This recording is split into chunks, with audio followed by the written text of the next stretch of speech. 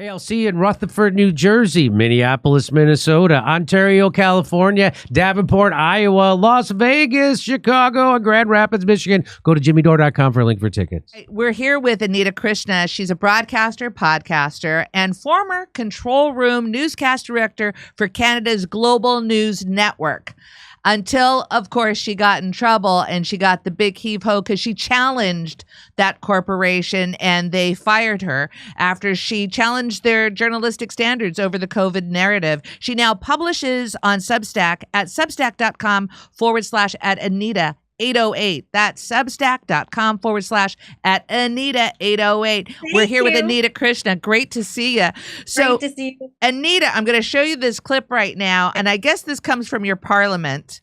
And we don't have a parliament. We have Congress. And what I find about these situations is that the members of parliament actually have discourse. They actually can disagree in public in front of people. Now, tell me again the name of this man. Oh, Greg Fergus. Okay. He's the new Speaker of the House, yeah. Oh, he's a new Speaker of the House. Is he a liberal? He's liberal. He has a liberal bias. He's their friend. He's not a neutral. How does this happen? You don't get a neutral person. You get somebody that's a liberal brown noser. This is the guy that replaced Anthony Rota. Do you remember when we had the Nazi in Parliament and everybody was like, oh, Zelensky was there? That guy just took the fall. He said, it's all my fault. Yeah, it was my fault. I think they put him up to that. He was a great Speaker of the House. I liked him. They got rid of him. I don't know why he didn't stand up for himself. And then we got this numbnuts here. This one has no balls. Like he has no he's got no gravitas. He's weak. Okay, well, we're going to see an exchange here between Trudeau's challenger and his name's Pierre Poilievre. Say it again. His name is Pierre Poilievre, but when you look at it spelled out, you want to say Poilievre. It's a Poilievre, right? Okay, Poilievre. So here we go. Let's see. He's challenging some of the things that Trudeau has done. Here we go. Okay. We already knew that the Prime Minister liked to give tax dollars to his favorite consulting company, McKinsey, a company that helps supercharge drug overdose deaths as part of the opioid crisis. But today we learned from the Auditor General that it's far more money than thought. It was 200 million Canadian tax dollars for this one company. 90% of those contracts didn't follow government rules, 70% of them without a competitive process, 100% of them with the NDP voting in favor. Wow. Mr. Speaker, will the Prime Minister commit here and now no more money for McKinsey?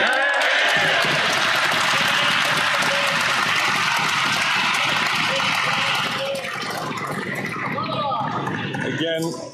Quite a challenge. No more money for McKinsey. Quite a challenge. You know, that's really throwing it down. And I'm like watching this thinking like, well, how's Trudeau going to come back? And let's go watch. I asked members, I've already asked a member from Timmins James Bay if he could please not comment while other members are speaking. So that way we can all hear. The Honourable... Oh, wussy. The Right Honourable. So Greg Fergus, just come on. What he reminded me of an elementary school teacher at that moment. That I'm just going to be quiet. But like the substitute who has no control, right? And you're like, all right. So here's Trudeau. Minister. Mr. Speaker, obviously the taxpayers deserve to get value for money, which is why we've continued to strengthen our oversight and the measures whereby public servants grant contracts, including to outside consultants. We've reduced those numbers. We're making sure that we're able to both grow the economy and fight climate change at the same time as we ensure value for money. And we will, of course, continue to work with the Auditor General and her recommendations as we move forward. At the same time, Mr. Speaker, we are committed to delivering more money in the pockets of 8 out of 10 Canadians as we fight climate change with the Canada Carbon Rebate. Hear, hear. That's it. Talking about Sorry. Yeah. What was he talking about, Anita? Like he did not. I didn't think that he responded to one element of what Pierre had said. And then I don't understand. Well, okay. So when I look at this, Mm-hmm. is Pierre a viable candidate to become prime minister in Canada? Oh, absolutely. He will be the new prime minister. Love him or hate him, he will be the new prime minister. And there's lots of, and I'm fine with that. At this point, I would take a head of lettuce as the new, my 2 cats could be the next prime minister. I would just like have them point to things to make decisions. He's going to be the guy. And for all intents and purposes, he deserves to be the guy, though you will always find people that will criticize him. Sure. Because are some rumblings that he was part of the WEF, but he has since renounced that and denounced that. And I could talk about the WEF forever, but he will because be. Trudeau was a member of the WEF. Yes, quite. I don't know if you've ever seen that clip. Klaus Schwab, the founder of the WF, is like, we've got all the young global leaders and we have penetrated the cabinets. I'm sure you've seen that clip, right? But Oh my God, you totally like. I feel like you became Klaus at that moment. Oh God, I didn't You shave my head channeled and him put on so perfectly. Yes, I did, because that clip is just hilarious. Did you have to use the word penetrated? Boy, I bet he did. Like something's up there. But I've started to learn more about the WF. But back to Poilievre, he's got it. He's got the star quality. He wants to axe the carbon tax. I don't know if you know here or if you guys have something No, you don't. You don't actually. We have a bloody carbon tax here in Canada that just came in on April Fool's Day. We pay 23% extra at the pump. Don't you think the bloody gas price is already so high? I'm sure it's crazy in the States, like whatever it is a gallon. California, definitely. It's already nuts. And then he went and added an extra 23% on to be like, well, we got to fight climate change. What are you talking about? You don't have industry or anything else that you could go through. Do people not realize that carbon is clean? That we need carbon. We need it in the atmosphere, right? These dodo heads should realize that, but Pierre does realize that. And I think he will do a lot to cultivate oil and gas. But meanwhile, regular Canadians are gouged. You go put $50 in at the pump, your gas needle doesn't move that much or as much as it should. And it's because your gas price is high, the grocery prices are high.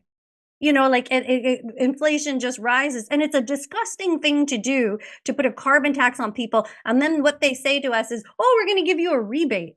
Well, I don't get a rebate in BC. Neither does the Northwest Territories and Quebec, I think. Also, we don't get money back. But if you spend... how much are you spending more on gas, would you say?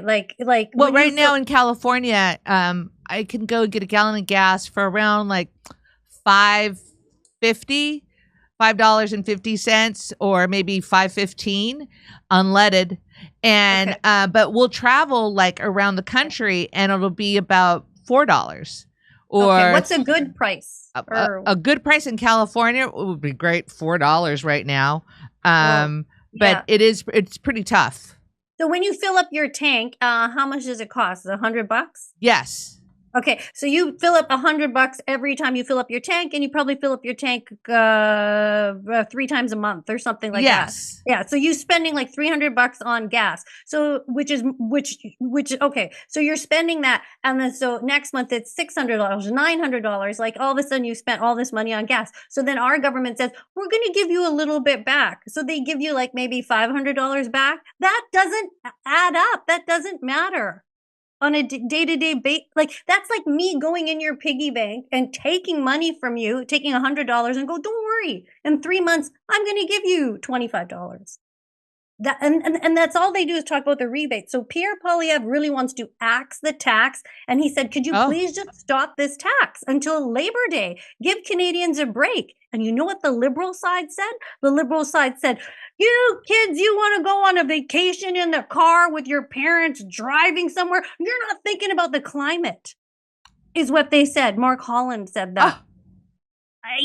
So what are we supposed to do? Get on a jet? go on a speedboat? What are we supposed to do? Most people go with summer vacation with their family to the what lake. you're supposed to do, Anita, is eat bugs and you'll own nothing. That's what you're supposed to do. According to Schwab. Yes. And he'll come and penetrate you or what? I don't know. Yeah, that's what he wants. And then you think about I hope I'm not getting off topic, but the WEF, like, you know how we see all this crazy in the world and we don't understand the crazy. But when you break down the WEF, the United Nations, and the UN and their agendas, then you can see and the WHO that these are all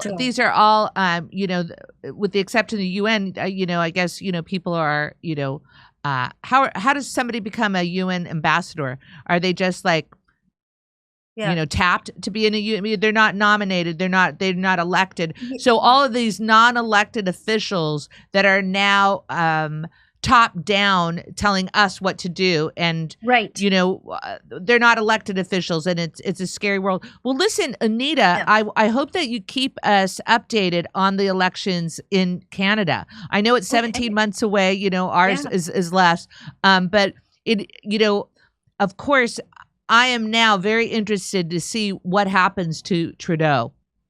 Yes, I mean, absolutely. And he sneaks in all these bills like the Online Harms Act so that they make it so that podcasters can't comment on him or criticize him. He's afraid of criticism. But then they call the bill, like they say it's about preventing child predators, but I don't think it's about that. I think it's, I don't know. We'll see how this all breaks down. Right. So next time that you come on, let's talk about that and let's see what's going on with that bill. I'll see you in Rutherford, New Jersey, Minneapolis, Minnesota, Ontario, California, Davenport, Iowa, Las Vegas, Chicago, and Grand Rapids, Michigan. Go to jimmydore.com for a link for tickets.